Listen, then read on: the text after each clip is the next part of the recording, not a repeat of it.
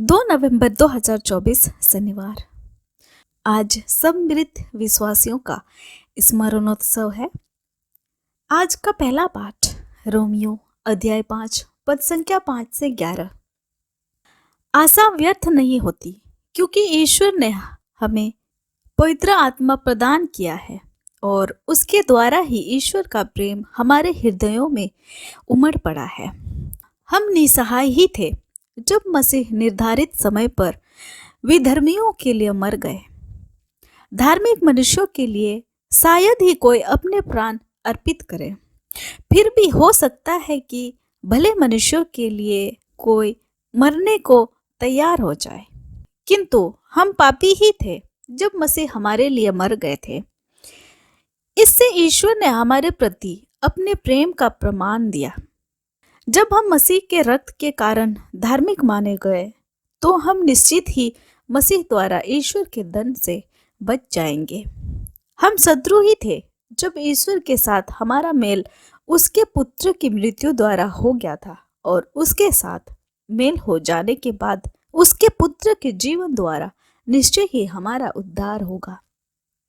इतना ही नहीं, अब तो हमारे प्रभु ईसा मसीह द्वारा ईश्वर से हमारा मेल हो गया है।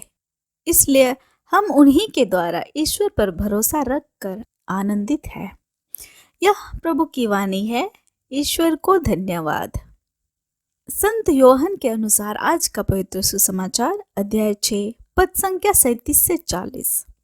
पिता जिन्हें मुझको सौंप देता है वे सब मेरे पास आएंगे और जो मेरे पास आता है मैं उसे कभी नहीं ठुकराऊंगा, क्योंकि मैं अपनी इच्छा नहीं बल्कि जिसने मुझे भेजा उसकी इच्छा पूरी करने के लिए स्वर्ग से उतरा हूँ।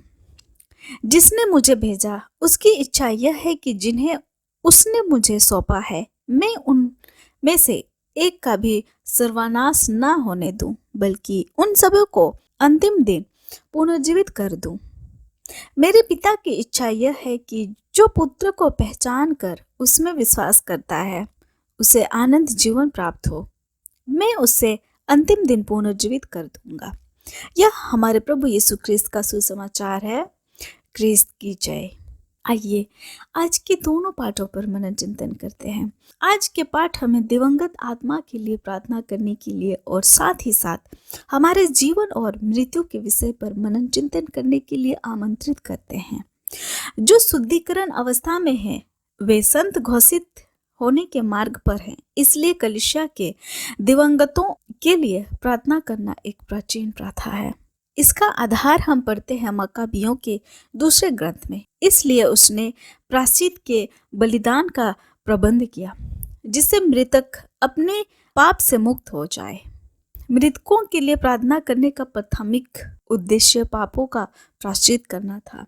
यह हमारा विश्वास है कि हमारी प्रार्थना और भेंट द्वारा ईश्वर शोधक अग्नि के आत्माओं पर दया दिखाएंगे और उनके पाप क्षमा कर उन्हें अनंत जीवन प्रदान करेंगे। आज के दिन हम भी अपने जीवन और मृत्यु पर चिंतन करें। प्रवक्ता ग्रंथ में लिखा है, जिस तरह हरे पेड़ के पत्तों में कुछ फूट कर निकलते और कुछ गिर जाते हैं, उसी तरह शरीरधारियों की पीढ़ियां में होता है। कोई मरती है, कोई उत्पन्न होती है। यह वाक्य के प्राकृतिक रखाव की प्रक्रिया का स्मरण दिलाता है। एक दिन हम सबका मरण निश्चित है। हम स्वयं को उस दिन के लिए तैयार करने हेतु आज क्या कर सकते हैं? आज हम एक अच्छे उद्देश्य के साथ यात्रा कर सकते हैं। इस दौरान अपने प्रतिदिन जीवन में हमें छोटी छोटी मृत्यु के बलिदानों और आत्मा रिक्तकरण के माध्यम से अनुभव करने का आवश्यकता है। आज हम अपने प्रियजनों की दिवंगत आत्माओं का स्मरण कर उनके लिए प्रार्थना करते हैं। तो आइए हम भी भजनकार के साथ अपने लिए प्रार्थना करें।